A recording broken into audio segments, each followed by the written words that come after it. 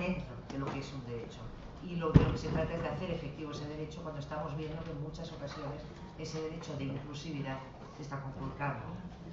Y planteaba también ayer que pues esperamos que estas jornadas sean un espacio de reflexión, un espacio sobre todo de intercambio, pero sobre todo un espacio un poco diferente. Estamos en la Asamblea de Madrid, esto es un espacio legislativo, aquí se hacen las leyes y lo que nosotros planteábamos es que de aquí pudieran surgir iniciativas parlamentarias. Es decir, no solamente se trata de conocernos, de ver distintos puntos de vista, que yo, una de las valoraciones que hago de la sesión de ayer es que veíamos que cada uno de los colectivos venía como con su discurso, con su historia, y se encontraba con otros discursos. A ver si pudiéramos enlazar y cruzarlos para hacer esta iniciativa, que para nosotros el objetivo final sería el plantear una ley de inclusividad educativa, es decir, un marco legal que pudiera amparar, porque lo que hacen las leyes es amparar y defender nuestros derechos, amparar los derechos de todas y de todos con respecto a la inclusión educativa.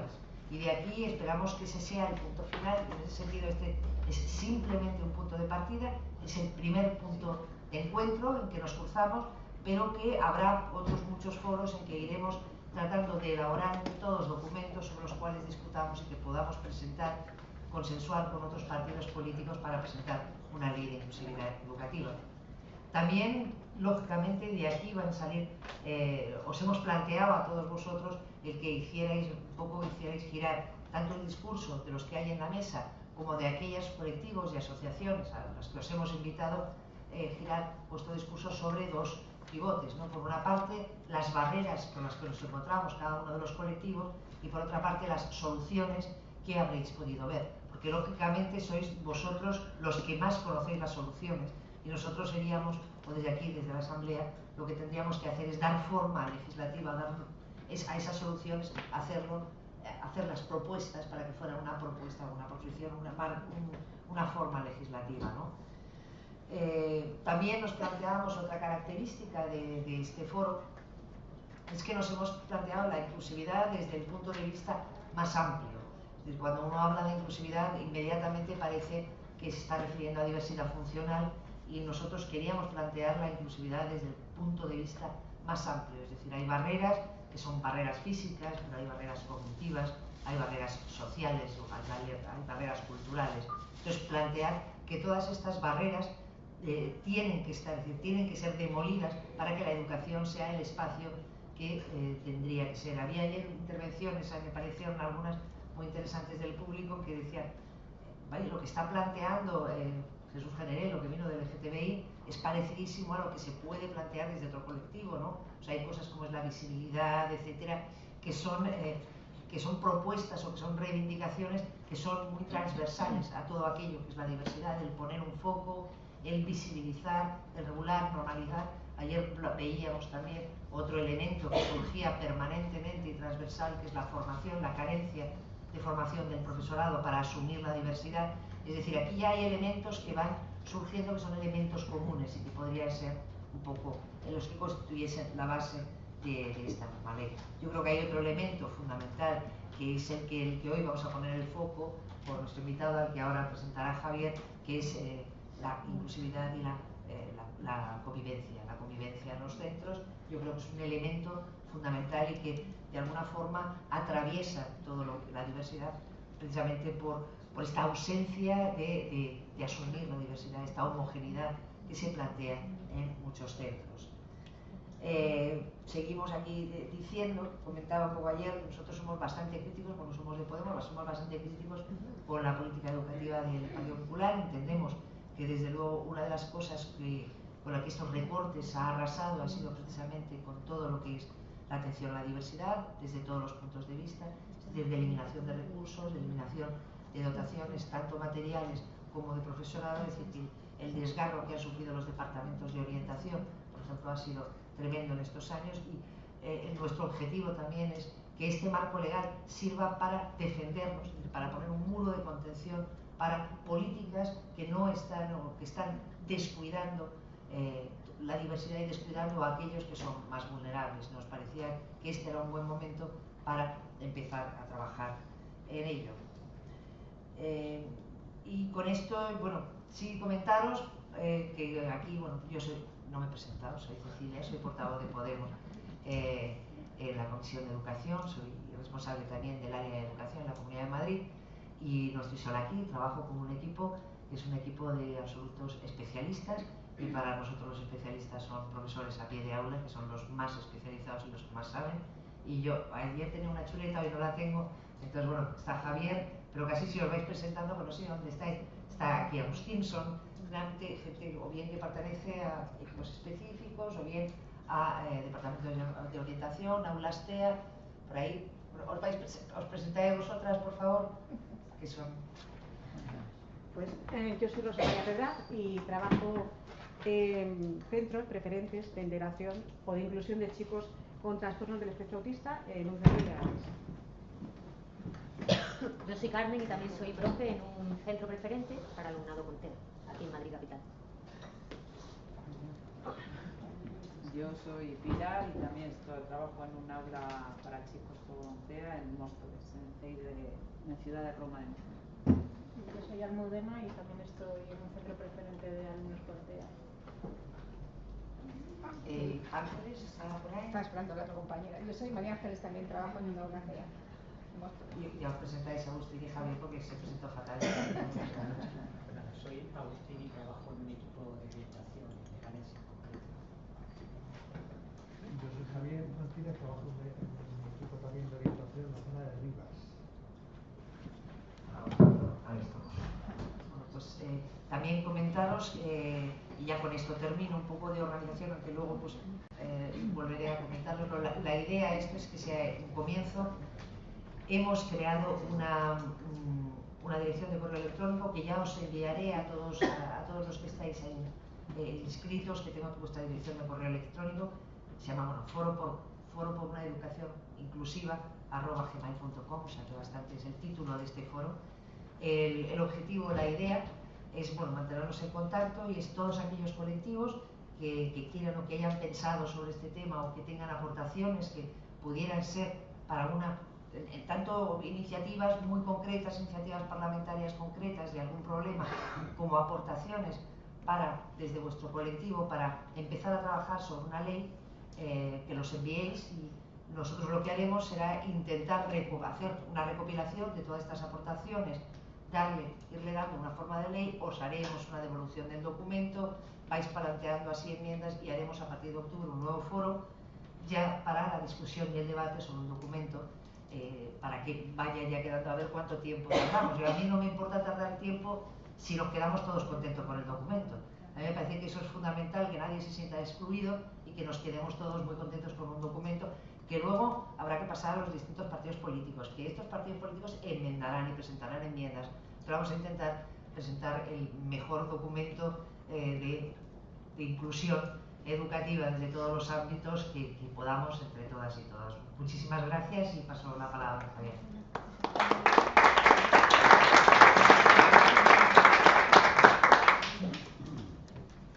Bueno, yo me vais a permitir que antes que presente a Chema, María, en este planteamiento global sobre la inclusión que señalaba Cecilia, que cuente una pequeña cosa que ocurrió hace poco cuando fuimos a la Facultad de Psicología de la Autónoma. Pues estábamos preparando las jornadas y en ese viaje pues nos encontramos con una persona que igual lo conocéis, que es Cintia Rodríguez, que es además de profesora de allí, es una gran experta en temas de desarrollo temprano y es un referente, al margen por sus cualidades personales, es un referente muy importante en el estudio del desarrollo temprano. Y cuando nosotros le dijimos, mira Cintia, estamos pensando en esto, ¿no? En preparar unas jornadas, ella me dijo algo así como, no te olvides que la educación inclusiva comienza en infantil. Y efectivamente, yo que además, aunque ahora estoy en un equipo general, vengo de atención temprana y he estado en escuelas, de pronto fue un mensaje que tuvo cierta reverberación en mi mente y al margen de haber invitado, ayer había gente de escuelas, de casas de niños, efectivamente podemos constatar que si hay una experiencia realmente inclusiva, si todavía quedan experiencias realmente inclusivas, son aquellas buenas escuelas que trabajan por la inclusión. Me parece interesante señalarlo.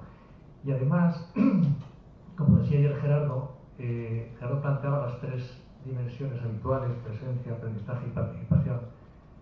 Lo bueno que tienen los primeros años en las escuelas es que los niños y las niñas comparten el mismo espacio, independientemente de las condiciones personales o familiares, ¿no? Aprendizaje, pues si hay algún sitio donde se respetan en una buena escuela los aprendizajes, los ritmos individuales de desarrollo, es ahí precisamente, ¿no? Y si hablamos de participación, pues todos aquellos que tenéis experiencia cercana en relación con alguna buena práctica de escuela, pues sabéis que la participación en las escuelas, desde la emoción, desde la implicación, desde el intercambio, desde el reconocimiento, desde la aceptación mutua, pues es algo importante. Por tanto, si en alguno de los sitios de buenas prácticas tenemos que mirar, es ahí, es precisamente en las escuelas, ¿no? Bueno, alguna cosita más para situar el día de hoy, luego ya os doy paso con Chema.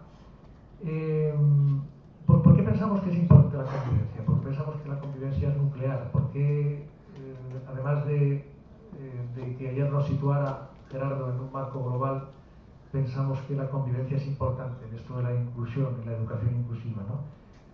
Pues porque sabemos todos, simplemente recordarlo, pues que el desarrollo de las relaciones y los aprendizajes se producen siempre en relación, ¿es así?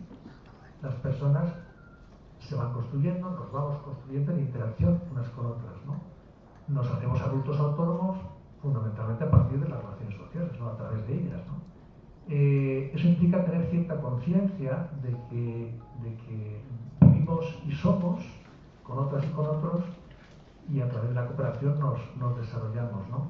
Lo que ocurre es que la organización social predominante en la historia, diría yo, pero actualmente en la sociedad del conocimiento, lo que ha hecho es generar una organización con unos valores contrarios a la convivencia, donde se prima el individualismo, donde prima la competitividad y donde prima también el miedo al otro, ¿no?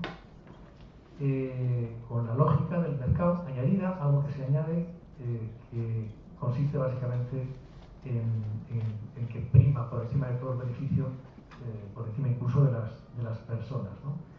En un acto que hicimos también en el círculo de educación, un compañero también planteó volver a retomar en el currículum la convivencia y el aprendizaje de las competencias socioemocionales, no como algo complementario, transversal en el mejor sentido de la palabra, pero no como una asignatura aparte, porque además hoy día muchas veces hablamos, incluso el lenguaje lo hemos pervertido, hablamos de currículum, entendiendo currículum como otra cosa diferente al aprendizaje social, y eso no puede ser, porque en las relaciones convivenciales el aprendizaje de eso está en el centro de la educación, ¿no? La escuela además es una institución en la que los niños y niñas permanecen muchos años, 10 años al menos, en la obligatoria, pero en infantil, y si le añadimos bachillerato, pues más todavía, ¿no? Y por tanto, pues la escuela tiene que ocuparse de enseñar principios, valores, competencias, habilidades para la convivencia, ¿no? ¿Puede la escuela permitirse el lujo de dejar pasar esta oportunidad sin aprovecharla? ¿Puede la escuela actual formar ciudadanas y ciudadanos capaces de gestionar conflictos interpersonales, sociales, interculturales y de hacerlo de forma efectiva? Pues la buena noticia es que sí, es que en algunos sitios se está haciendo, a pesar de todas las dificultades, ¿no? Y eso solamente se sitúa, y eso nos hablará Chema también, nos sitúa en un marco democrático, en un modelo democrático que implica dos cosas: implica participación de la comunidad educativa e implica, lógicamente, inclusión en la diversidad. Y en ese marco democrático, el diálogo ocupa, por supuesto, un lugar central, y el conflicto en ese marco se ve como una oportunidad, ¿no?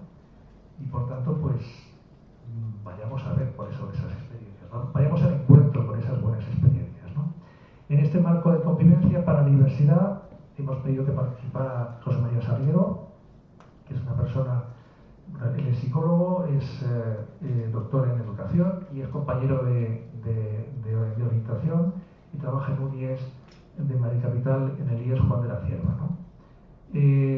Bueno, es interesante su aportación porque nos va a hablar de la práctica, nos va a hablar de experiencias, ¿no? Y él lleva muchos años trabajando en temas de diversidad cultural, en temas de convivencia, y es un placer, es un gusto y le agradecemos que esté aquí para que nos pueda hablar sobre algo tan nuclear y tan importante en la educación como es la convivencia. Pues María, cuando quieras.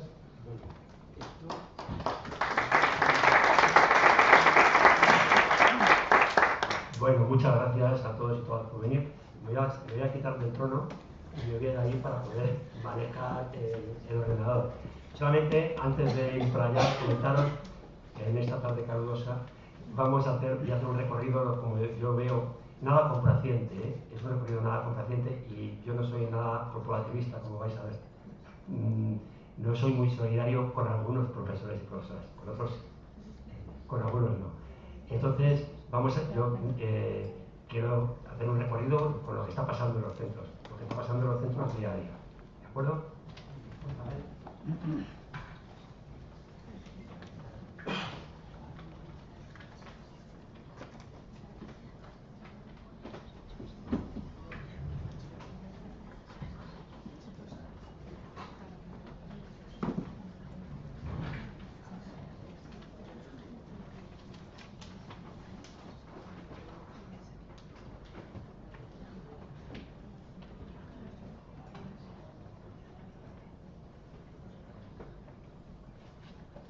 Bueno, para iniciar un poco la presentación, hay un texto, bueno, que a mí me encanta, una obra de Luis Carlos Restrepo, que además tiene que ver con una historia personal de 3 años trabajando en Colombia, mi tesis doctoral, que era Educar para la Paz en un país en guerra.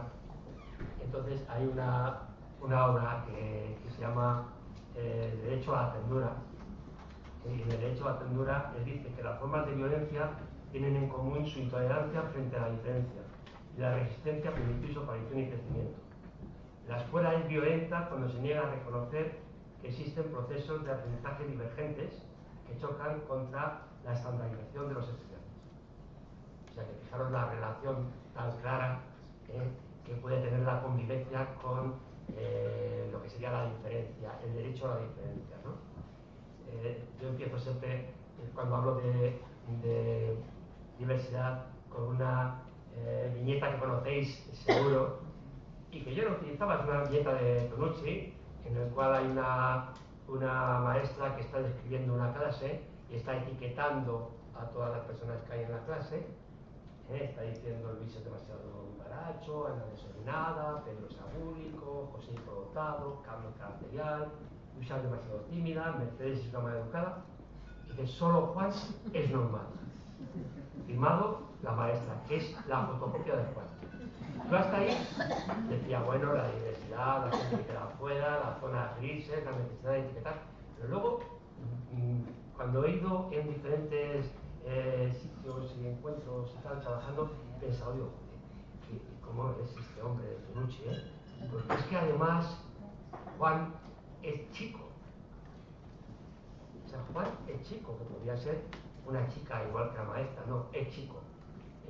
Es blanco. Estoy convencido que es heterosexual. Y es absolutamente, pertenece a esa minoría que hace que se estén estableciendo unas reglas en la escuela donde tanta gente se queda fuera. Entonces, me parecía importante, digo, fíjate, porque luego hay muchas viñetas, si conocéis de Tonucci, en las que aparece gente de diferentes razas, aparecen personas distintas, pero no, en esta no. Fijaros, y ya lo habéis comentado, lo ha comentado Cecilia antes, que cuando se habla de diversidad en los centros de secundaria, se habla solamente de diversidad funcional. Antes lo ha comentado Cecilia, es así, es el cuadro que no tiene marco.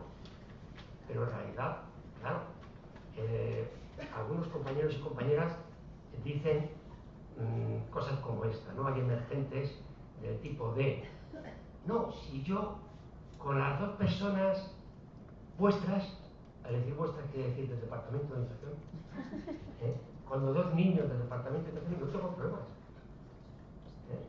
Y tampoco tengo problemas con los Juanes, claro, que son como yo, tengo problemas con el resto, con la zona gris. Entonces hay todo el resto de factores de diversidad que hay en los centros de la escuela, son cosas que se van perdiendo. Entonces, claro, de pronto ponéis a cuenta que la más visible es que hay alumnos y alumnas, que dentro de esos alumnos y alumnas hay una vida emocional, de identidad, orientación, etcétera, etcétera, que no se trabaja cuando se está pensando en un genérico masculino heterosexual. Hay otra cosa que también el profesorado distingue.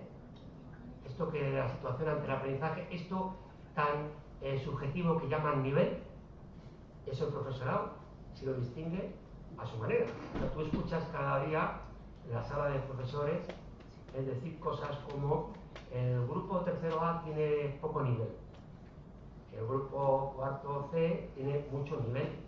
Claro, fijaros, cuando se está hablando de nivel, no creáis que se hace una aproximación, vamos, no hay ninguna rigurosidad, ni se habla de nivel de competencia corporal siquiera.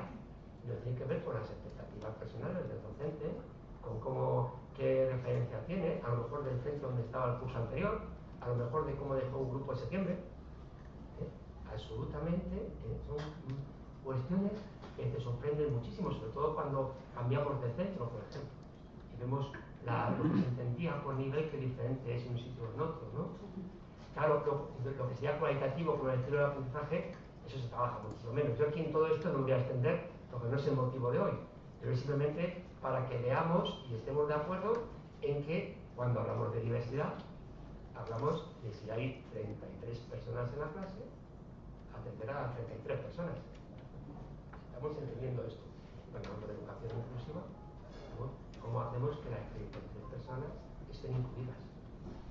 Y cuando hablamos de convivencia, ¿cómo hacemos para que la convivencia sea posible entre las 33 personas? Eso sería, fijaros que a partir de aquí, digamos, bueno, ¿cómo atienden los centros esta diversidad?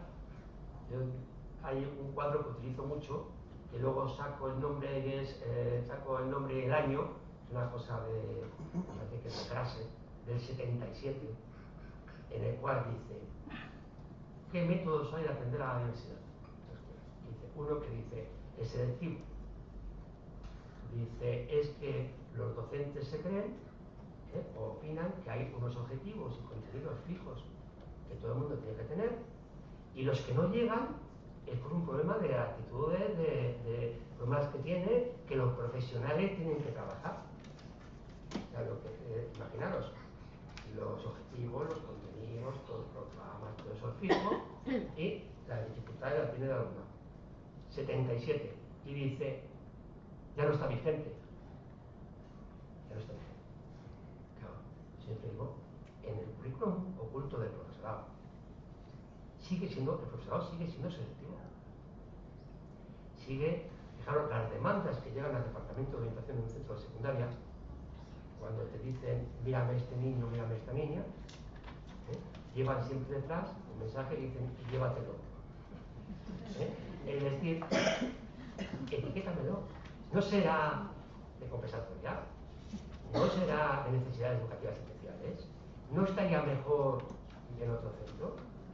En realidad están utilizando el sistema selectivo que en el año 77 estaba obsoleto. Claro, en el año 77 ya Grasser plantea la enseñanza adaptativa, que dice que habría que buscar, sobre todo en la obligatoria, que todo el alumnado, de todas las características, alcanzaran los objetivos, pero no de la misma forma, ni recibiendo el mismo apoyo, ni recibiendo la misma atención. Entonces, ya está planteando eso, adaptar la educación, ¿no? A partir de ahí, veis un poco cómo está el panorama, y vamos a ver, fijaros, para trabajar un poco la convivencia, voy a hacer un recorrido un poco, bueno, pues ecológico, ¿no? De pensar globalmente y luego ver en los centros qué podemos hacer en el día a día. O sea, pensar cómo tenemos la situación, cómo son las relaciones en los centros y qué cosas podemos hacer para avanzar, ¿no? Primero, bueno, pues en el estado de la cuestión, antes de comentar nada de esto, fijaros, ayer tuve un acto en el ayuntamiento que presentaba la alcaldesa, presentaba un programa de mediación de nuestro centro y había estado buscando, por curiosidad, había estado tecleando en Google problemas de convivencia escolares y me salían 1.200.000 entradas. Entonces, entradas a noticias, congresos, artículos, muchísimas cosas, pero eso eran los problemas de convivencia. Los titulares de la prensa últimamente son alarmantes. Nunca se sabe qué intereses hay detrás. Yo tengo una compañera que trabaja en el ámbito sociolingüístico y va poniendo en el mural, está trabajando un poco la violencia sexista y está poniendo las muertes, que está viendo que van 40. Llevamos del año 2016 y me contaba que el país ha reflejado 4. El periódico El País ha reflejado 4. Entonces, por eso, los picos de alarma de la convivencia, de maestro agredido, niño que lo coge con el móvil, 4 de cada 10 alumnos o de cada 100, no, todavía no hemos llegado a 10, ¿no? De cada 100 sufren acoso, etcétera, etcétera, habría que ver si responden a una realidad que ha cambiado el escenario y que es verdad que está pasando eso, o a otros intereses. O hay una alarma ahí detrás sobre que en realidad se está poniendo el foco y la lupa en algo que antes no se ponía. Está muy bien si se pone para buscar soluciones, claro. Está muy bien si se pone para ver cómo podemos, qué tipo de medidas preventivas podemos poner, ¿no? Mira, la educación. Bueno, coincidimos, me imagino que aquí sí cabe consenso en que los sistemas educativos han crecido, continuas reformas, la educación también, esto es importante, ha perdido la rentabilidad, esto es el nivel de educación, nivel de renta de vida, estamos ahí. Desde luego lo que sí es cierto, y lo sabemos todos los educadores y educadoras, es que el monopolio de la transmisión del conocimiento se ha perdido en las escuelas, se ha perdido en los centros. Por otra parte, se piensa que numerosos problemas sociales se resuelven gracias a la educación. Eso hace que muchos colectivos intenten incidir en los centros de secundaria.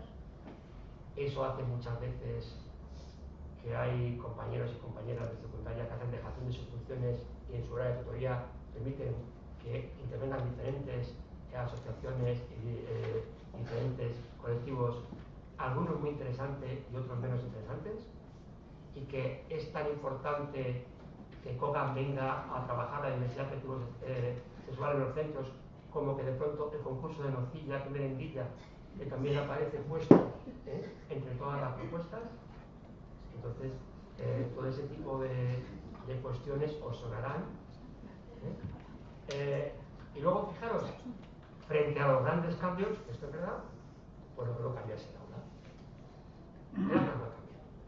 Los centros de secundaria, yo siempre me sorprende, hace 2 semanas me parece, hubo en el país una separata de ideas, se hablaba de educación y me sorprendía a algún compañero jubilado, menos mal que ya muchos se van jubilando, nos iremos jubilando, pero que comentaba que era un desastre, volvía a decir que volvía a hablar de tradición, de académico, de pérdida de, ¿no? Voy a echar la culpa a la Rose, que ya ha llovido, no nos damos cuenta, pero parece que ya ha llovido.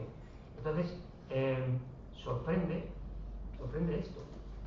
Dice, ¿cómo era? Quitar valor, no sé cómo decía, algo así, a las palabras huecas o vacuas de la pedagogía, o de tal. Y entonces, ese mensaje de que realmente es que lo que ha pasado es que los pedagogos han tomado los centros y se hacen muchas cosas muy abiertas y muy sorprendentes, y que de pronto, claro, eso hace que los alumnos sepan, y las alumnas sepan menos matemáticas, lengua, historia, tal. Yo no sé de dónde se lo sacan. Ojalá hubieran invadido los centros los pedagogos, pero en los centros se hace exactamente lo mismo con las últimas 4 leyes. Exactamente lo mismo, lamentablemente. Sigue primando el método positivo, el profesorado habla, y los alumnos escuchan.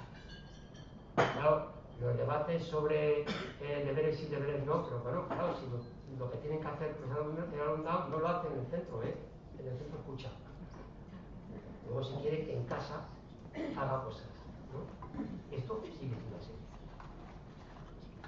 Claro, por eso hay escasas referencias que las conocemos. Decimos, no, mira, flamenco, la navaja, no sé cuántos, en este centro, la fundación del hogar, el Lourdes, que no sé qué. Resulta que la Comunidad de Madrid contamos con las 2 manos, no nos hacen falta, Las de los centros que están haciendo cosas innovadoras. El profesorado sigue haciendo lo mismo. Claro. Entonces, al mismo tiempo, lo que se ha cambiado son los sujetos a los que intentamos educar. La constelación adolescente es otra. Y la respuesta que se está dando es la misma. Vamos a ver qué le está pasando al profesorado. Bueno, el profesorado, incertidumbre, proceso de descualificación, permanencia en la cultura de la queja. Bueno, no sabéis los suspiros que hay en los centros, por los pasillos, en la sala de profesores. Eso de, ya es jueves. Ya es viernes. Se dice, bueno, pues si tienes una profesión apasionante, y a mucha gente te está gustando esa cultura de la queja, y fijaros, yo creo que ante la perplejidad, la forma de defenderte es refugiarte en la tradición pedagógica en tu materia. Saber bien matemática, prepararte muy bien a la clase de matemática, prepararte muy bien. O sea, al final, es en lo académico, en lo que se sigue refugiando el profesorado. De concierto y seguridad, estaño sociológico, eso también es muy importante. En un sitio como una comunidad como Madrid. O sea, yo creo que la situación ideal para el profesorado es vivir a 2 estaciones de metro. A 3. Puede ser. A una o en un espacio más cercano es duro. Porque voy a comprar a la tienda, en la carnicería me dicen que la señora que tengo detrás es la madre de... o que ayer llegué a las 2 de la mañana, también me lo pueden decir. Entonces necesito como una lejanía. Eso hace que realmente, cuando termina mi jornada, yo sé qué pasa en el barrio. Yo no sé dónde se pilla. Yo puedo comprar chocolate a mis alumnos, no voy a comprar la María que huele por todo el centro. No sé dónde la compran. Yo no sé si hay bibliotecas cercanas. He escuchado que van a estudiar a la biblioteca algunos. Debe haber una. He visto un edificio que puede ser una biblioteca. Entonces, claro, son estaños sociológicos. Y luego, claro, en esa situación, pues muchas veces se intenta, dices, ¿qué equilibrio tengo yo? Las personas se imaginaban más comprometidas. Dices, claro, tengo que buscar un equilibrio, una búsqueda entre 2 polos. O soy una persona misionera que va con el discurso igualitario y transformador, no me importa echarle miles de horas, soy un interés en Calcuta. O soy un buen funcionario, entre comillas, que ejecuta sus tareas y toca el timbre y salgo fiado. Yo creo que ambos polos son patológicos. Que ambos polos son patológicos cuando estamos trabajando con personas, ¿no? Vamos a volver a esto. Calidad. Estamos hablando de la calidad mucho. ¿Desde dónde hablamos de calidad? Fijaros, en una jornada como esta, de inclusión, es más o menos calidad atender a las necesidades diversas de forma diferenciada, contemplar la participación y la promoción de las relaciones sociales, tener en cuenta la diversidad cultural y el aprendizaje de actitudes tolerantes, capacitar para adaptarse de forma equilibrada a los cambios, o una formación, pues calidad, dirigida a ser la primera de la promoción y así conseguir de los pocos que hay, de las pocas personas, un empleo de prestigio, aunque este dure poco, de prestigio económico. Claro, fijaros, desde la lógica de la inclusión, de la atención a la diversidad, la verdadera educación de calidad sería aquella que atiende a la totalidad de la alumnad. Esa es la verdadera calidad de la enseñanza, ¿no? Educación de valores, lo mismo. Desde lo de nocilla que os contaba al docente que dice: yo no estoy aquí para enseñar estas cosas. Yo recuerdo un centro que hace, pues yo creo, 5 o 6 años, en su página web decía: nosotros instruimos, un centro público, educa a la familia. Y es el estilo multi, lo puedo decir con toda, no importa. Entonces ya lo quitaron, pero yo creo que mucha gente lo sentía. Hoy lo he pensado. Van a decir: bueno, porque entonces que no pague la Consejería de Educación, claro. Fijaros, es una falacia postular que si hay dedicación a los temas de organización social no queda tiempo para los contenidos, esos tan importantes, ¿no?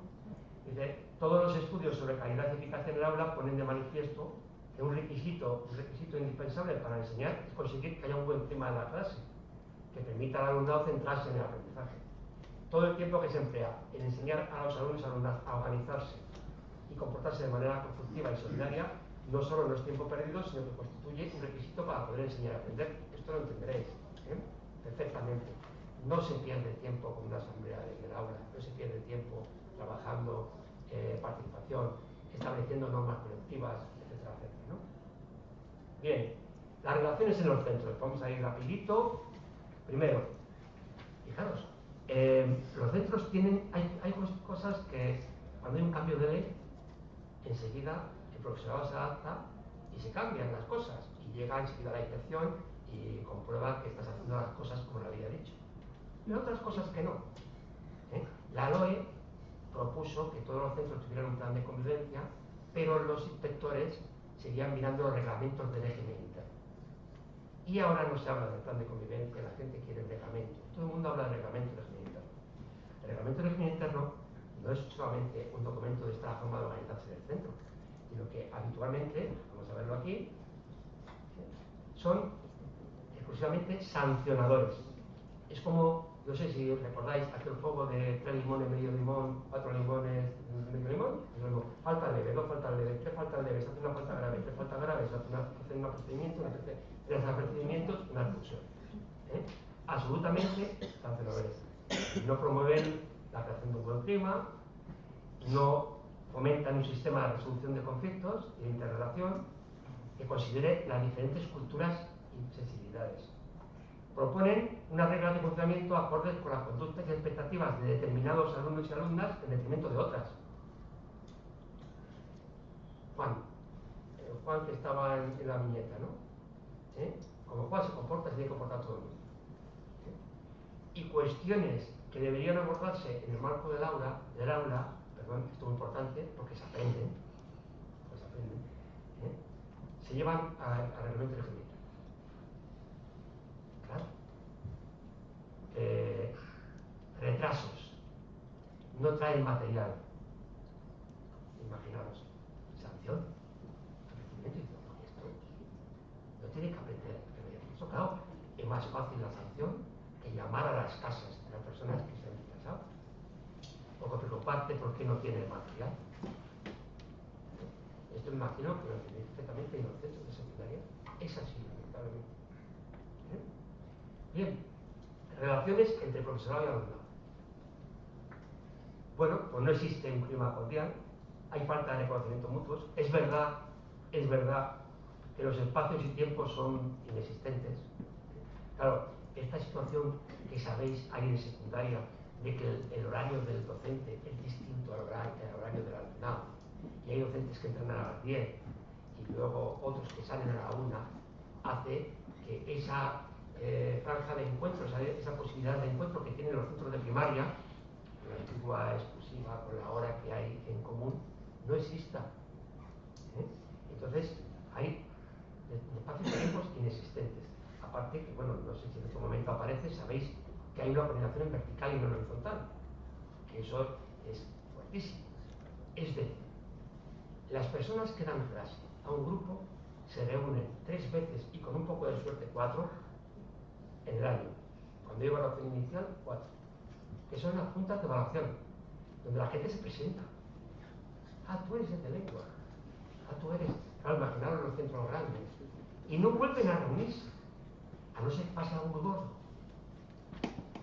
Entonces, el tutor o la tutora, no hay espacios.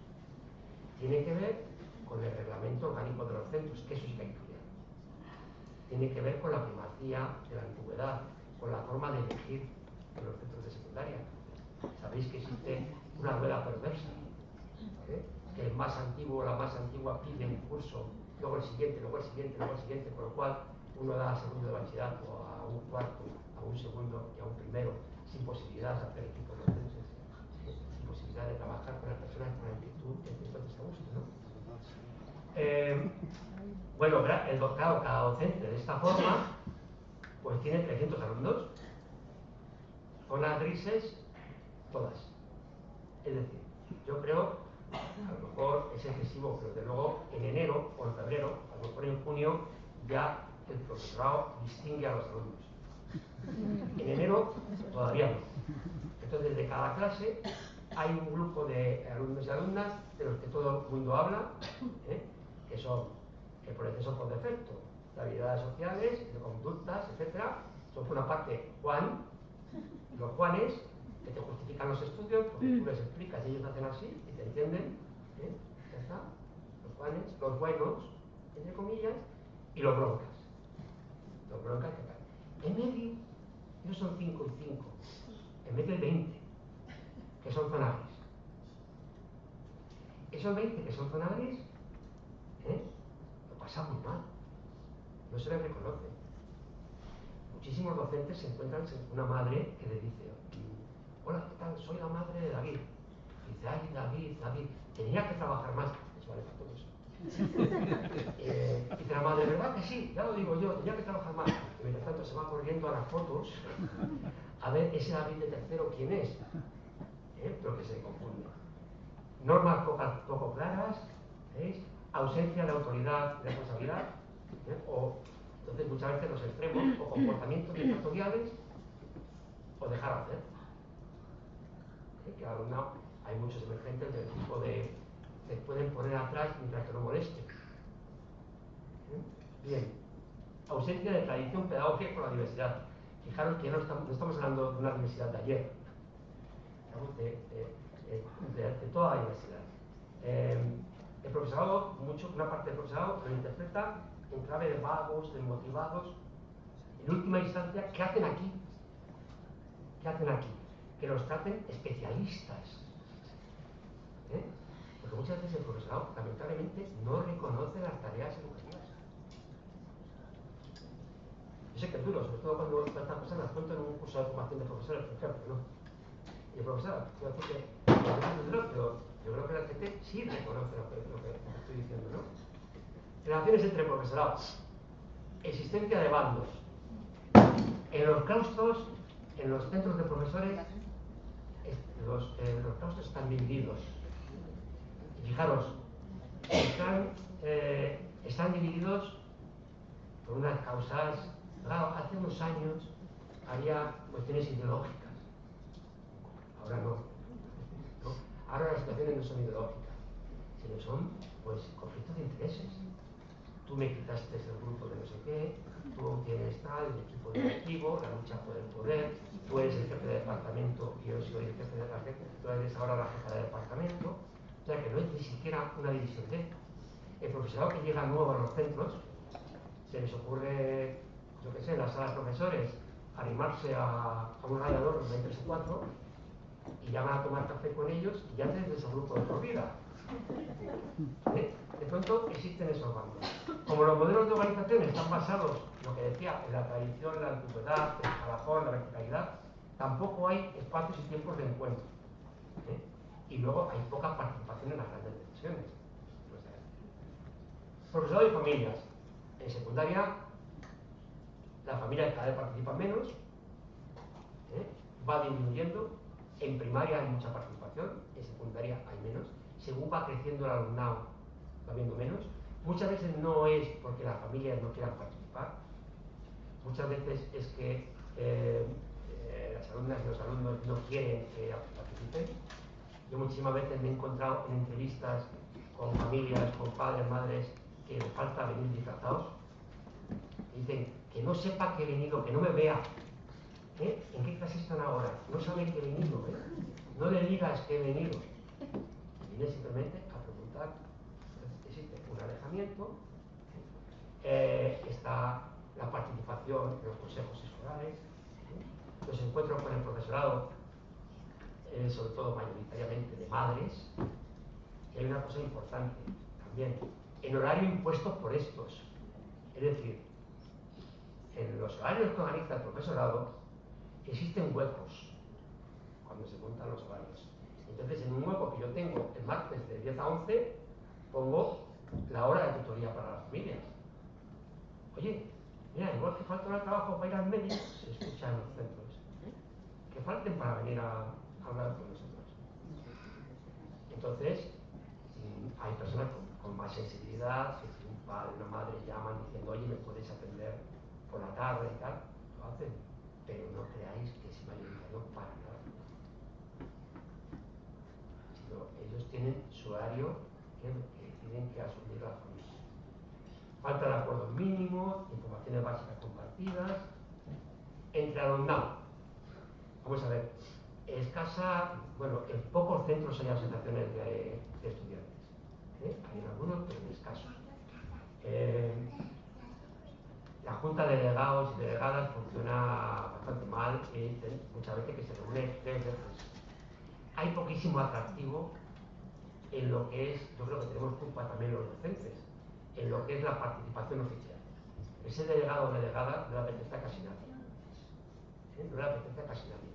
Hay veces que hay discusiones tal, que hay consignas de esta vota este y votan a uno que no viene nunca, por ejemplo, porque lo que es la representación oficial, pero claro, algo estamos haciendo muy mal cuando nosotros tenemos, por ejemplo, en nuestro centro 150 mediadores y mediadoras que dedican el tiempo de recreo a mediar y no les importa o reunirse por la tarde, pero que no quieren ser delegados y reunirse, ir a las juntas una vez cada año. Algo estamos haciendo mal. Estamos convirtiendo a lo mejor en los delegados, no en delegados de sus compañeros y compañeras, sino en delegados del docente. Estamos todavía con la tradición aquella de vete por citas, que eres el delegado. O traen parte de faltas, que eres la delegada. O sea, algo estamos haciendo muy mal, cuando luego eso no interesa nada. Relaciones de poder todavía, fuerte, débil, chico, chica, mayor, pequeño y múltiples conflictos. Fijaros, hay afectivos cotidianos que para el profesorado son invisibles, lamentablemente. Pues no sé, fijaros, en el mundo de adolescentes, de un centro secundario, pasan muchas cosas. Y la gente lo está pasando muy mal. Entonces resulta que Manolito y Pepita, que salían hasta ayer, han dejado de salir. Y resulta que Pepita hoy ha estado morreando con Marianito en la puerta. Eso se lleva al aula. Eso es profesorado. No saben qué está pasando. En el grupo de WhatsApp han echado a uno. Esa sufre. Me podéis imaginar eso. El profesorado vive ajeno a todo esto. De pronto, no sé, imaginaros, una alumna o un alumno se ha levantado esa mañana gorda. Ha mirado en el espejo y dice, ¡uf, qué gorda! Y además su madre le ha dicho, ponte ese vestido que te compré, que odia. Y el profesor de matemáticas insiste en que salga a la pizarra. Dice, sale a la pizarra, y ahí, no, mejor no, profe. Claro.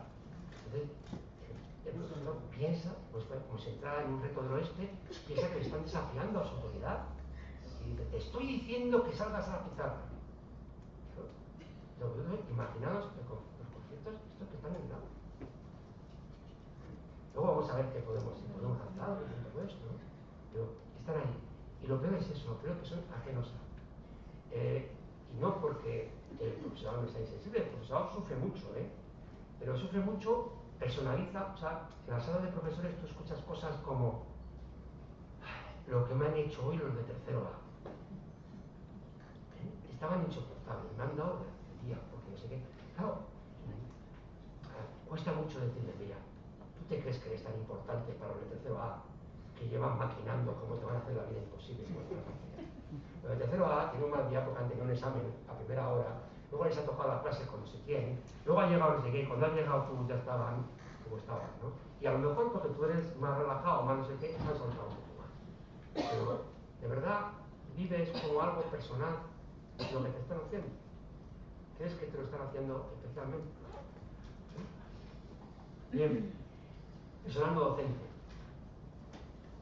Nosotros queremos en el programa de mediación que tenemos que entre una conseja que vive además en el centro, porque es la que sabe lo que está pasando en el centro. Sin embargo, muchas veces, pues excepto consejería, alguna persona de secretaría, son colectivos que no son conocidos. El personal de limpieza, el personal tal, no es conocido. Entonces, están ajenos a las decisiones también del centro. Bien, con las relaciones con el entorno, para acabar ya como vemos todo este tipo de relaciones, habitualmente pues es el equipo directivo, como mucha orientación, y el resto del profesorado vive, o sea, ajeno, solamente si hay que pedir un autobús para hacer una salida, hay que pedir yo qué sé, una entrada para un museo o algo así, pero vive ajeno a lo que está pasando también. Nosotros, fijaros, hemos participado en nuestro centro en los presupuestos participativos que ha habido del Ayuntamiento de Madrid para intentar montar una radio y un tipo de sonido en el centro y tal, y la gran mayoría del profesorado no ha votado, porque no sabía cómo, no se ha enterado. Estamos hablando de un centro de 140 docentes, 140 profesores y profesoras. Por cierto, 2.000 alumnos, y hace 5 años 180 docentes, es decir, 40 docentes menos con el mismo número de alumnado. Eso es importante decirlo, para que sepáis. Por supuesto, como decía Cecilia antes, por supuesto, donde había 2 orientadores, ahora hay 1. Había dos PTs, A y medio, la persona que ahí está compartida. Había un PTSC, A y medio. Y había 2 personas de compensatoria y A y media. A mí siempre me hace mucha gracia los medios, las personas que están compartiendo, que tienen que irse a otra punta a atender a otros compañeros, o sea, a otros alumnos y alumnas. Bien, emergentes. ¿Qué cosas se escuchan? ¿Qué cosas se escuchan? Claro, fijaros, igual que en el tema un poco del alarmismo de la convivencia, igual que os decía que las noticias de la prensa muchas veces pues llaman la atención, y además que existe un imaginario colectivo de que las cosas van mal. Claro, yo doy clase en la Facultad de Educación y me hace muchísima gracia alumnos y alumnas de magisterio de primero, y cuando tú les dices ¿cómo te parece que están las cosas en los centros, que están las convivencias? Dicen, uy, muchísimo peor. Y peor que cuando. Y peor que cuando yo estudiaba, digo, peor, estamos en septiembre, en octubre, peor que en junio. Se han pasado 3 meses. ¿De qué me estás hablando? Quiero decir, en ese imaginario de que las cosas van a peor, os decía que igual que las noticias están por un lado, por otro lado, escuchas como, bueno. Siempre ha habido motes. Siempre se han metido con la gente. Pues mira, yo también lo he pasado mal y aquí estoy. He salido adelante. O cosas más graves todavía, como una madre de un alumno de formación básica que se había pegado con otro alumno de formación básica y se había roto un brazo. Y decía, bueno, uno de ellos se había roto un brazo en la pelea, y es cosa de hombres. O sea, es como se grande, bueno. O sea, que lo dejan alucinante, ¿no? O sea, que la madre lo entendía, porque claro, la testosterona del deseo o algo pasaba, cosa de hombre, ¿no? Pero entre esas cosas seguimos escuchando emergentes del tipo de los alumnos no me hacen caso porque soy mujer. Digo alumnos, chicos y mujer. Mírame a este alumno, que eso lo comentaba antes, para ver si se puede llevar. Si no le contesto, van a pensar mis compañeros que soy tonta. Ellos arman bulla y nosotras no podemos seguir la clase. ¿Eh? No sé qué se creen esos, como son de la asociación, son cosas curiosas. He pactado con ellos que no quiera estudiar o trabajar, que se ponga atrás y no moleste. Otra cosa de docente ufano. Cada día que entro a clase tengo que pulsar atrás. Claro, fijaros, hay gente que insiste en lo de la puntualidad de forma que inicia las clases a las 8:15 de la mañana y se queda con 7 de alumnos. Porque ya no permite pasar, cierra la puerta. Claro, imaginaos qué interesante para el alumnado que no quiere soportar a ese tipejo, que yo voy un poquito despacio y puedo irme a la biblioteca y no hace falta que vaya a la clase, ¿no? El jefe de estudio no hace nada con la disciplina y está aquí para eso, porque eso sí, los profesorados pide sangre, ¿eh? A los jefes de estudios y al equipo directivo está todo el día pidiéndole que pongamos la horca en el patio, ¿eh? Me llaman mariquita porque voy con las chicas, somos muy blandos, eso de somos muy blandos es cíclico.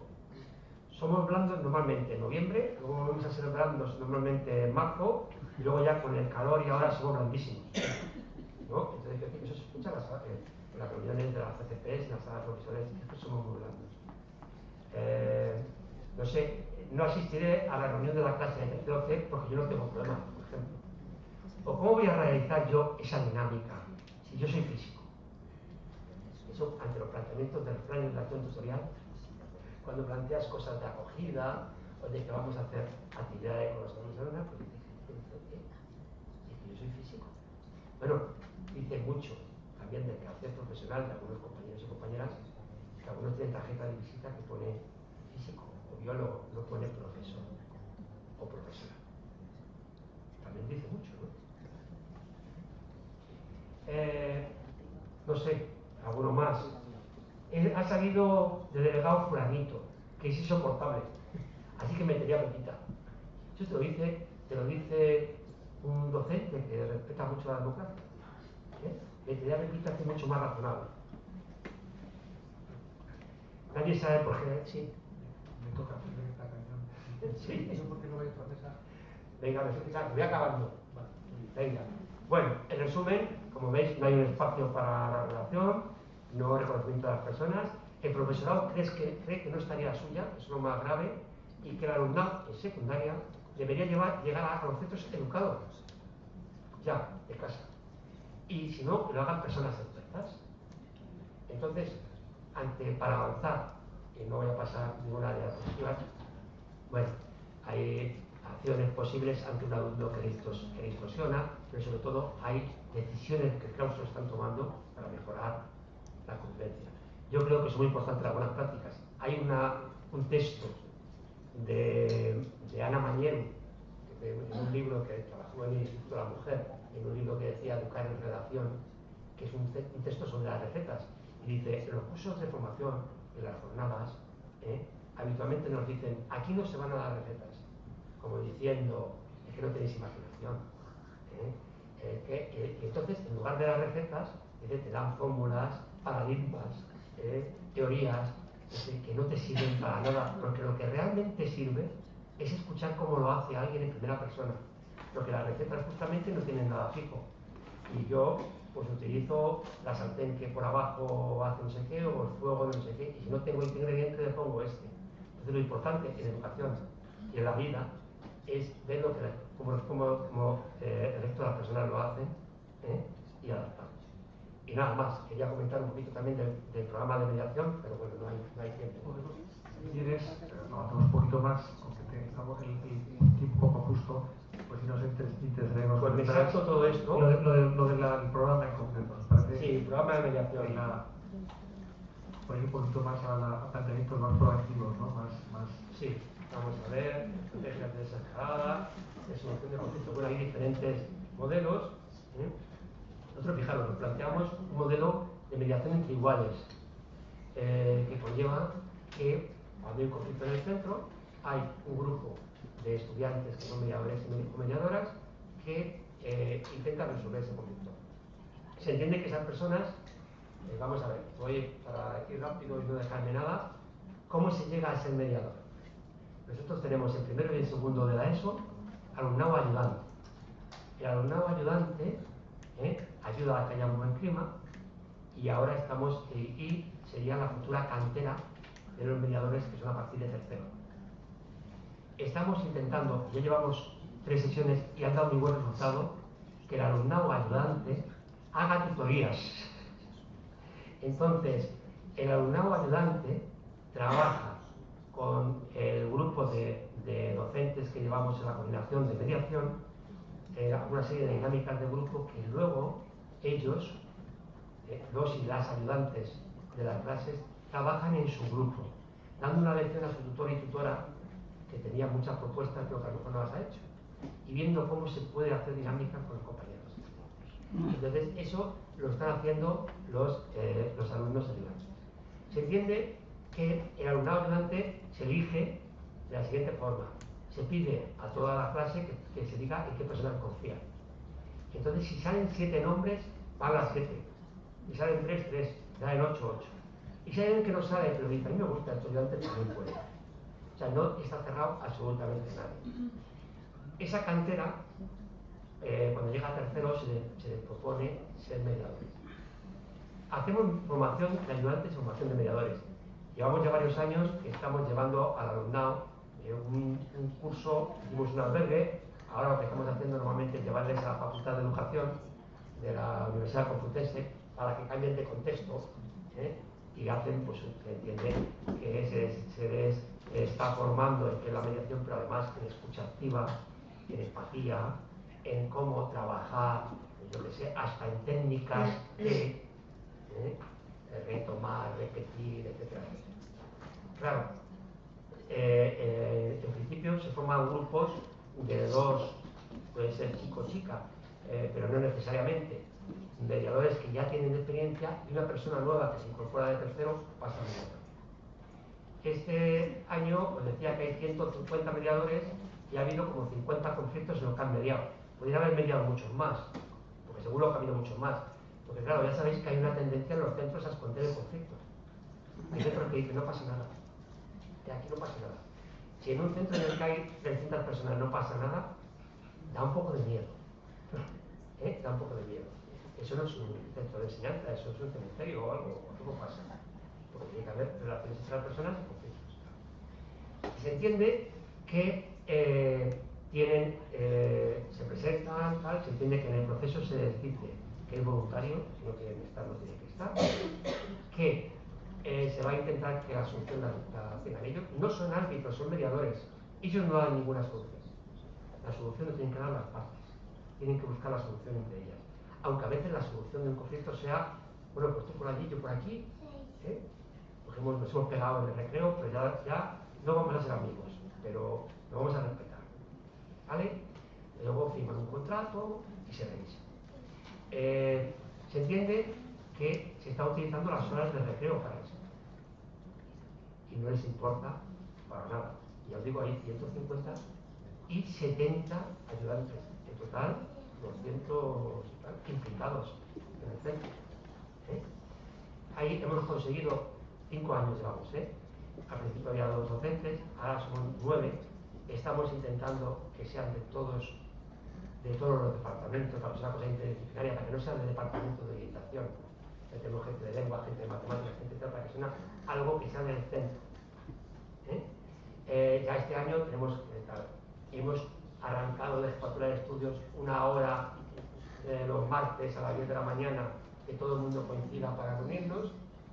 Y bueno, pues ahí estamos. Yo creo que este programa, yo a mí se me viene a la cabeza en Madrid Capital bastantes centros que están iniciando algo parecido. Lo que pasa es que en cada centro tiene peculiaridades, por lo cual es muy interesante las buenas prácticas para decir qué podemos recoger de cada uno de los centros. Por ejemplo, sabéis que Madrid Sur es un centro que llevaba muchos años trabajando y de ellos lo más destacable ya es un tema de que los alumnos ayudantes y mediadores son también, tutorizan también a alumnos más pequeños y les ayudan en los estudios, etc. Cosa que funciona bastante bien siempre. Porque imaginaros, para un alumno de segundo de la ESO, alguien de primero de bachillerato es Dios. Y ese Dios viene a ayudarme, se preocupa por mí, y quiere ayudarme para salir adelante, ¿no? Entonces, bien, esa es una de las características. Otra novedad, ya acabo, que nosotros hemos incorporado al programa de mediación es un grupo de teatro forum en el cual para la formación de los alumnos representan primero sus problemas para la formación de mediadores y lo representan y entonces hacen simulaciones de lo que podría ser la mediación, ¿de acuerdo? Y estamos viendo pruebas reales que están teniendo en el centro entre ellos con los docentes, con los alumnos. Entonces, bueno, no es la panacea de nada, pero es una vía. Yo creo que todas las recetas y todas las buenas prácticas están muy bien para poderlas llevar, difundir, hacer, y a cabo.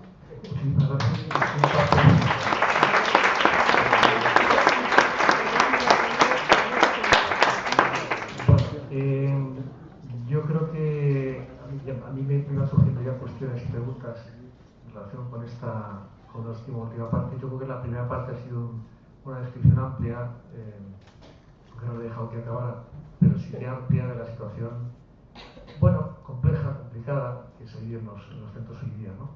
A pesar de eso hay compañeros y compañeras, gente que está haciendo lo posible porque las cosas se modifiquen, cambien, por introducir estructuras de mediación que son muy interesantes, pero en definitiva es el último camino, el único camino posible, ¿no? Como teníamos media hora más o menos para preguntas y tal, si queréis, todas aquellas personas que quieran comentar algo, preguntar algo, lo hacéis ahora mismo y vamos respondiendo un poco a las cuestiones que vayan surgiendo hasta las 6:30, si os parece. Hacemos un descanso y luego empezamos con la segunda mesa de hoy, ¿vale? ¿Alguien se anima? ¿Algún comentario? ¿Pregunta? ¿Duda? Vamos haciéndolas todas a la vez. Sí. ¿Te parece? Sí. Y luego ya vamos. Sí, bueno, vamos a ver. Hablando de inclusión, todos sabemos que para que funcione tiene que haber recursos, ¿no? Es lo básico, ¿no? Claro, tenemos distintos tipos de recursos. Tenemos una parte de recursos materiales y por otro personales. Ya hemos visto que la impresión que tú tienes o el corporativismo con los profesores no es muy allá, ¿no? Claro, tú le pones un ordenador a un chaval y el ordenador le obedece. Le adaptas un puesto de estudio y el puesto de estudio responde a sus expectativas. Pero tú le pones un profesor y el profesor tiene un factor aparte, intrínseco de la propia persona, ¿no? Mi pregunta sería, tú por tu experiencia, ¿qué crees que es? ¿Por qué funciona menos la inclusión? ¿Por el factor humano, es decir, por los profesores, por la falta de preparación de los profesores o por la falta de recursos materiales indispensables para que funcione? Yo me parece que por el factor humano es fundamental y la sensibilidad del profesorado también. Pero claro, no es echar toda la culpa al profesorado, yo creo que la sensibilidad social. El profesorado no deja de ser miembro de la sociedad y se ha formado también de una forma determinada y muchas veces no reconoce las tareas educativas, como decía, y cree que se espera de él otra cosa. O sea, de pronto tú escuchas a los docentes y muchas veces creen firmemente que tienen que conseguir, no sé, que las personas que presenten a la PAU, por ejemplo, o imagino que luego el año que viene será a esa, si no conseguimos pagar futura prueba, que las personas tienen que sacar unos resultados estupendos y se puede ir quedando márgenes por los lados y creen que su trabajo es ese, no el de que no se les queden márgenes, ¿sabes? Yo creo que hay que hacer un esfuerzo enorme en la formación del profesorado. Yo creo que se ha avanzado del CAP, de secundaria sobre todo, porque no tiene nada que ver con la gente que se forma en primaria, que elige una profesión, que quiere estudiar magisterio y tal. Los docentes de secundaria pues han estudiado pues, un grado, han estudiado una licenciatura y se entiende que antes hacían un CAP, ahora hacen un máster, pero un máster que tiene clases de octubre a diciembre y luego son prácticas. Se ha hablado mucho de la posibilidad de un año entero de prácticas, de mejorar la formación. Yo creo que sería fundamental. Hola, buenas tardes. Ante todo, felicidades porque la verdad es que me ha encantado la conferencia y veo que, es un decir, yo que no veo un pimiento, pero decir que veo, pero es verdad, que es que has creado un mapa clarísimo, al menos de un instituto donde van unos críos míos, y simplemente como anécdota y también alguna pregunta, ¿qué se puede hacer en estos casos? Porque has planteado una serie de cuestiones, pero los padres, ¿dónde acudimos cuando se detecta, por ejemplo, a los niños, y estoy hablando de una cosa de hace 8 días, no se les permite, no pueden opinar porque ante la presencia de un adulto y un niño siempre creen al adulto, y eso son palabras textuales, ¿no? El niño no tiene credibilidad según este centro, por lo cual usted debe entender, me decía que, en fin, el niño, digo, pero pues todos los niños de una clase van a mentir. Dice, esta es la norma que tenemos en el centro. Hay casos, por ejemplo, ¿no? Para dejar paso a los demás compañeros, en un aula de 27 niños, mi hijo está sensibilizado, lógicamente, porque su padre no ve, que soy yo. Lógicamente, cualquier cosa que surja de deficiencia visual en el aula, él la va a tener presente. Entonces, mi hijo es despistado y le ponen en primera fila, cosa que yo lo solicité. Pero había un compañero suyo que desde la primera fila no veía la pizarra. Y entonces mi hijo dijo, oye, perdona, que fulanito de tal, no, perdón, le habían puesto al medio de la sala del aula, le habían dicho, ¿por qué no se pone fulanito aquí delante y yo me voy allá? Porque él no ve la pizarra. Respuesta del profesor, que se ponga gafas. Pero yo fui y protesté, no era mi obligación, pero me sentí indignado por esa situación y hablé con sus padres. La madre me dijo que sí, que efectivamente, bueno, lo cierto es que tardaron 15 días para ir en comprar las gafas adecuadas, pero mientras tanto no estaba en mitad del aula, sino le pusieron atrás del todo, por lo cual el niño seguía sin ver y sin enterarse de nada. Y ante esto, ¿qué solución se le puede dar? Digo esto como los 1000 casos que tú has planteado, yo creo que casi todos los centros. Venga, gracias. Bueno, la verdad es que si estamos apostando, y yo creo que sí que hay un grupo de docentes que apuesta por la participación del alumnado hay que escucharle.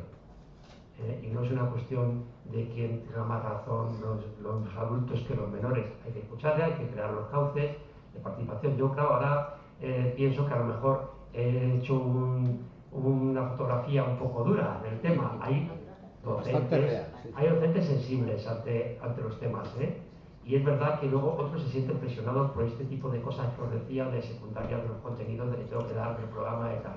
O sea que entendamos que además hay personas que les encanta su profesión y saben lo que están haciendo. Pero es verdad que, bueno, yo creo que, mira, las AMPAs, el Departamento de Orientación, los equipos directivos, o sea que sí que hay, yo creo que las familias que se encuentren con situaciones así sí que tienen que recurrir a donde sea. O sea, la gente tiene que escuchar las cosas que se están haciendo mal, porque tenemos que aprender de eso. Tenemos que aprender de las cosas que nos digan. Entonces, es verdad también que los docentes tienen detrás una serie de fantasmas, es decir, que hay muchas veces detrás de eso, es decir, tengo que conseguir que aprendan, tengo que al final les van a pasar no sé qué prueba, al final tienen que conseguir que, luego tienen sus miedos a que se les vaya de las manos la clase, y tal que, bueno, pues también tienen sus limitaciones. Entonces, yo por eso insisto, como antes, en el tema. Yo creo que hay que, desde luego hay que hablar, hay que protestar.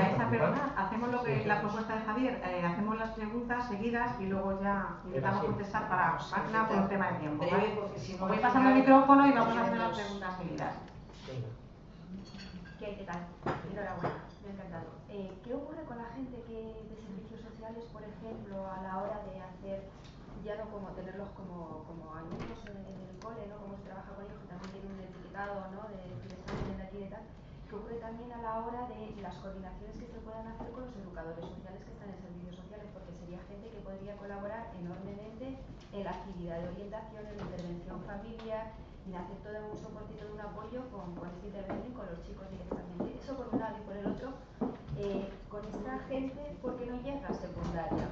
Con esta gente, estoy diciendo aquí, a los que tienen diversidad funcional, ¿qué ocurre? Yo creo que la desmotivación, los etiquetajes, los dictámenes no facilitan en absoluto todos estos mitos, ¿no?, que hay alrededor de ellos. Gracias.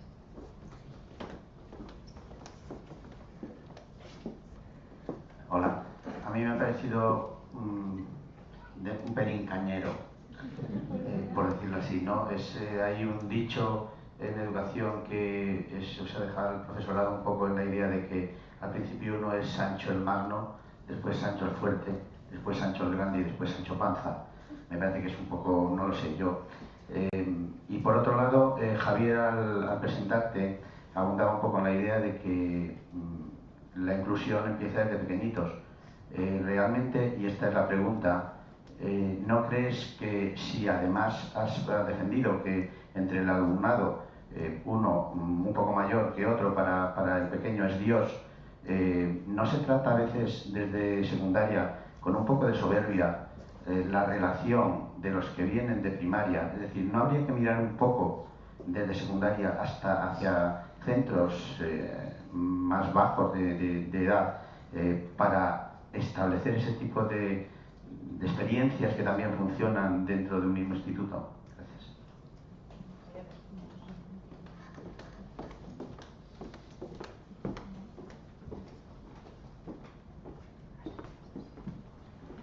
Hola, gracias Chema por tu intervención. Nosotros, yo trabajo desde hace 18 años en Medidas Humanejos. Tuvimos un grupo de convivencia de mediación, nos formamos toda la comunidad educativa, pero llegaron los recortes, nos quitaron la hora de coordinación y tuvimos que hacer de misioneros.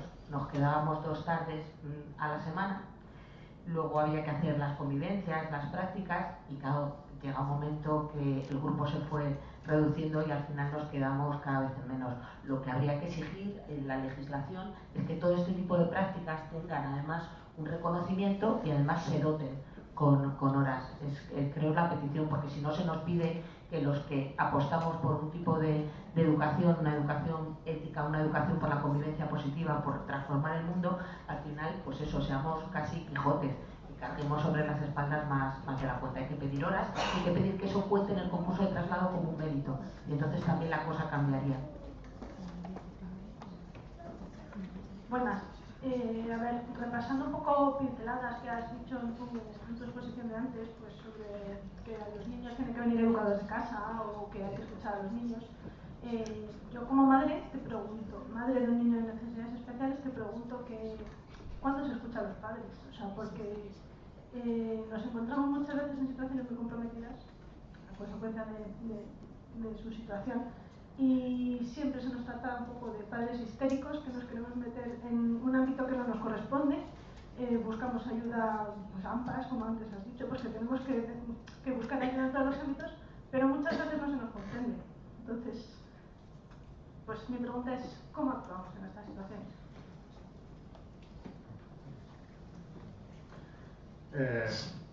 Bueno, muchas gracias por la intervención.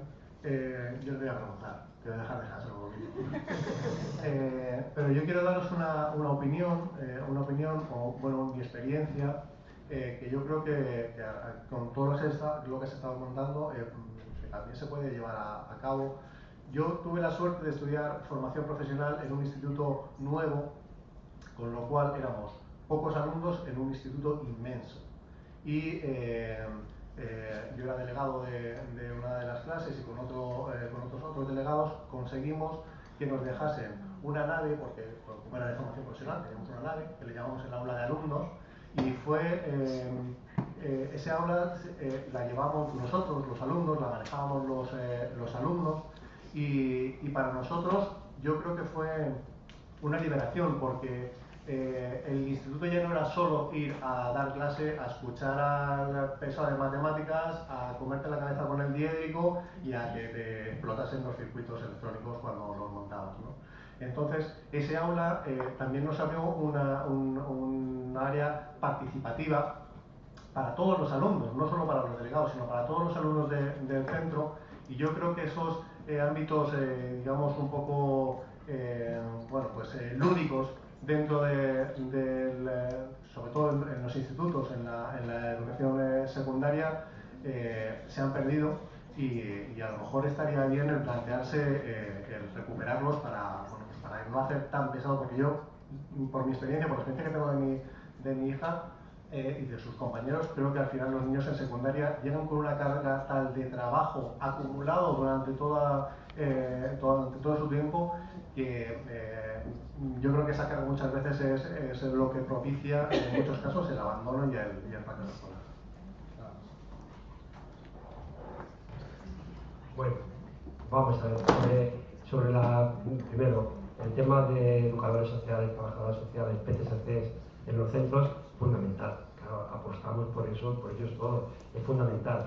Es que además hay un trabajo de familias necesitadas, de personas que tienen expedientes fuera que muchas veces el profesorado no conoce y que son personas que pueden intervenir, que pueden mediar, etcétera, etcétera. Ya os decía que en nuestro centro había una persona, ya la comparte en nuestro centro con Pradolón. Claro, los recortes han ido ahí. Digamos que hay que apostar claramente por eso. Sobre el alumnado que se pierde, es lamentable. O sea, realmente eso es lo que comentábamos, sobre todo en la enseñanza obligatoria. Los márgenes que se van creando. Lo que me contaba el compañero sobre lo de Duro, Cañero y todo esto, claro, es que ojalá pudiéramos, yo creo que sí que podríamos aprender mucho de los centros de primaria, deberíamos aprender mucho. Yo fijaros, claro, yo llevo dando clase, me da un poco de cosas porque vais a echar la cuenta. Me he hecho la cuenta, pero yo primero ya daba clase cuando yo era maestro cuando mataron a Carrero Blanco, no digo más. Entonces, claro, me he tragado todas las reformas y he estado viendo diferentes situaciones y tal, claro, frente a la tan temida egenización que tenía la gente de medias cuando se creó la ESO, que todo el mundo decía, es que van a hacer EGB, a convertirnos en EGB. Lo que se ha hecho es medias hasta los 12 años. Aunque hayan entrado maestros del primer ciclo de secundaria, realmente lo que están haciendo son enseñanzas medias desde los 12 años.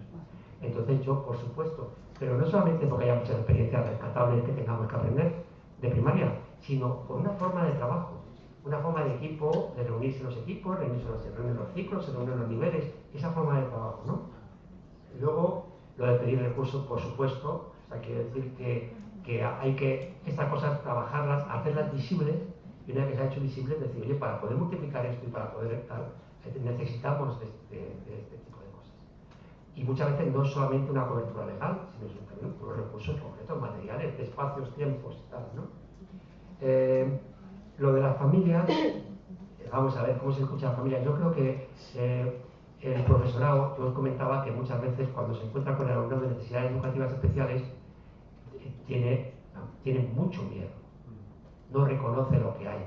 Entonces se escuda en los especialistas. Del Departamento de Orientación, la PT, el PT, esos son los especialistas. Yo es que no sé esto, ¿no? No, es desde luego eximente, es su obligación aprender de eso. Si es verdad que yo creo que hay que escuchar a las familias, no solamente del alumnado con necesidad educativa especial, a toda la familia. Claro, hay que escuchar, hay que buscar el tal.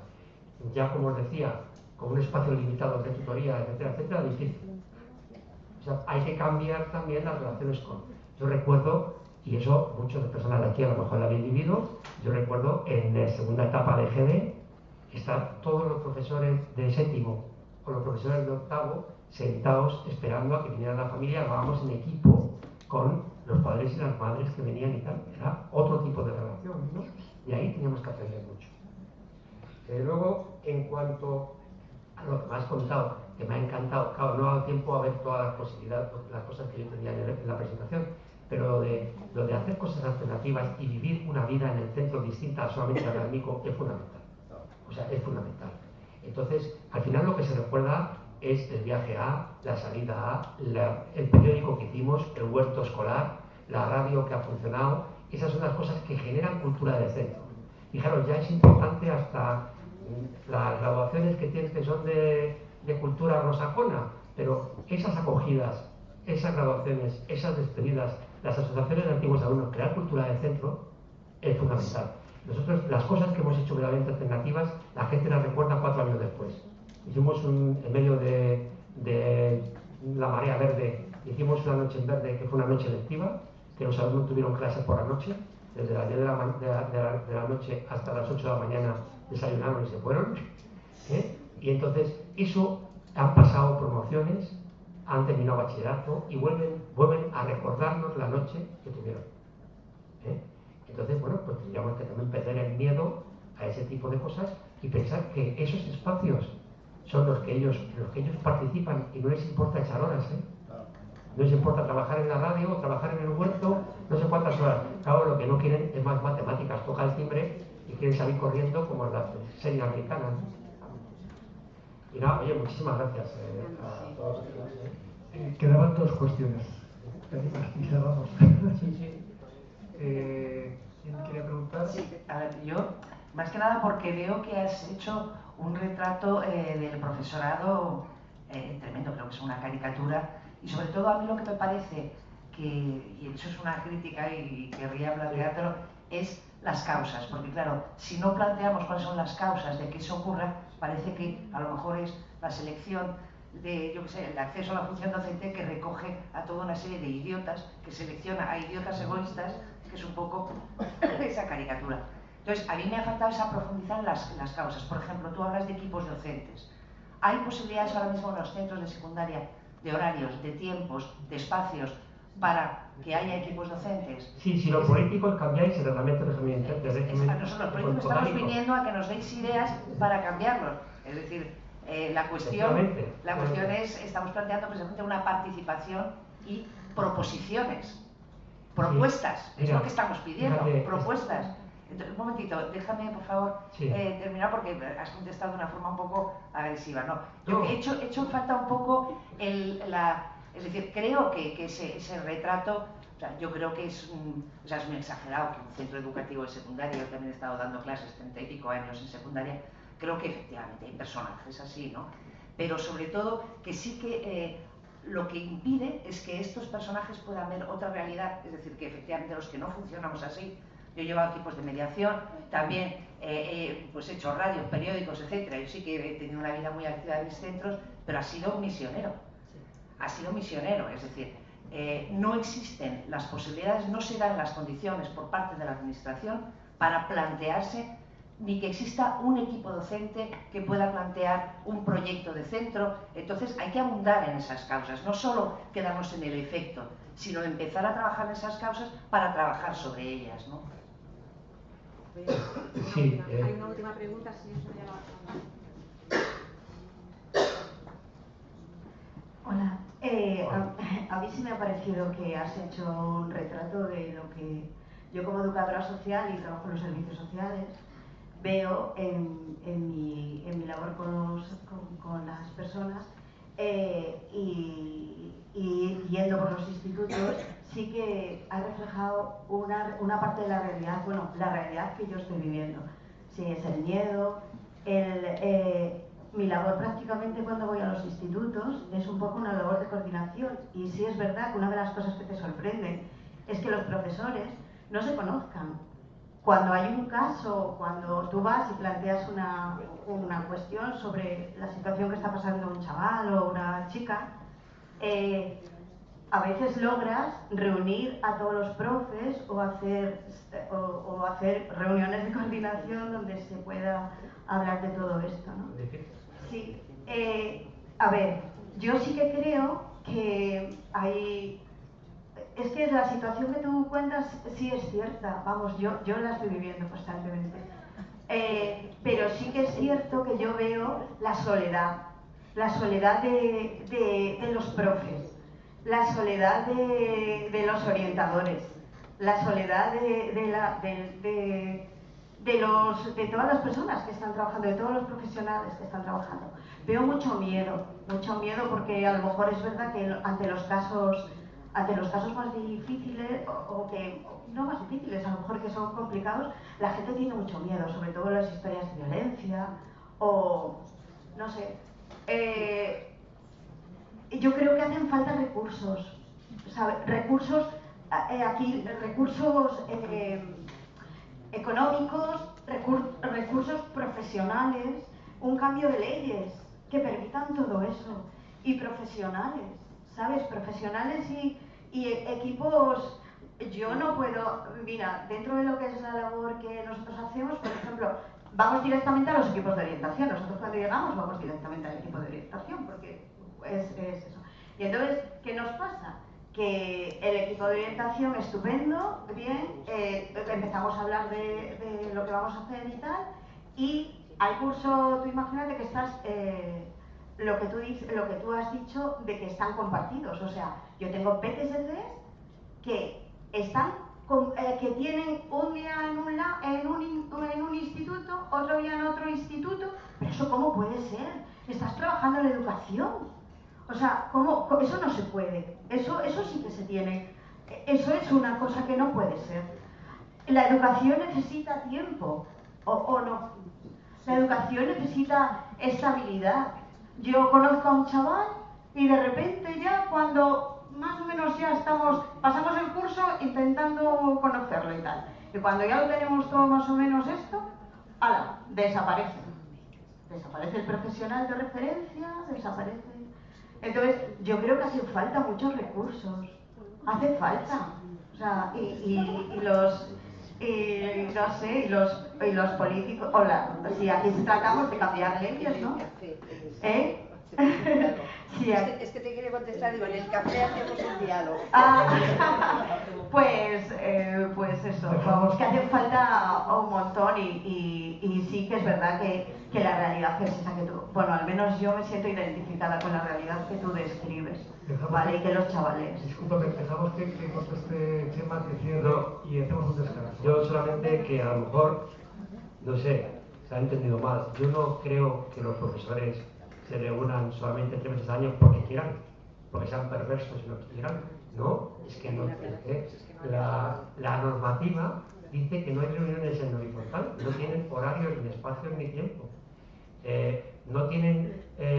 No se conocen a los alumnos porque tienen 350 alumnos y dan clases o 400 alumnos y tal, pero no porque ellos no quieran conocer, no porque sean malos, ¿no? Y si habéis entendido eso, yo creo que todo el rato he estado contando, tienen 300.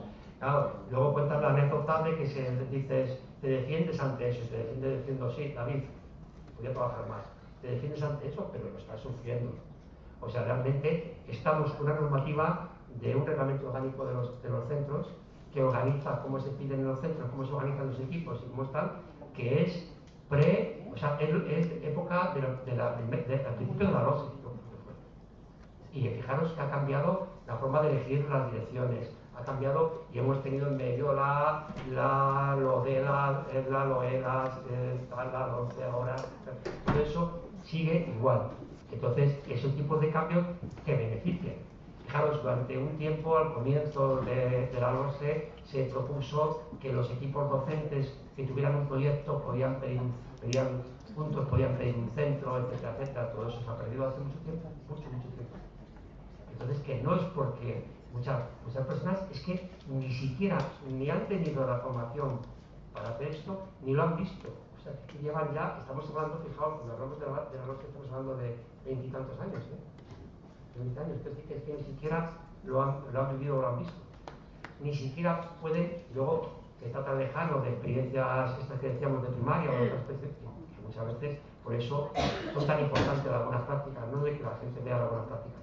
Yo sigo apostando por la formación, pero por supuesto por un cambio de marco. Un cambio de marco y mayores recursos, claro. Bueno, pues lo cerramos aquí, es un tema abierto, inmenso, y está claro.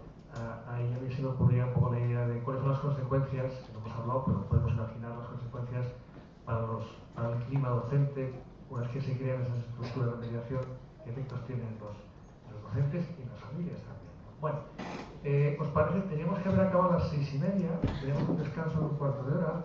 Si os parece, acortamos un poquitín para que pueda empezar la mesa y a menos nos tomamos un café o tomamos algo y a -10 continuamos.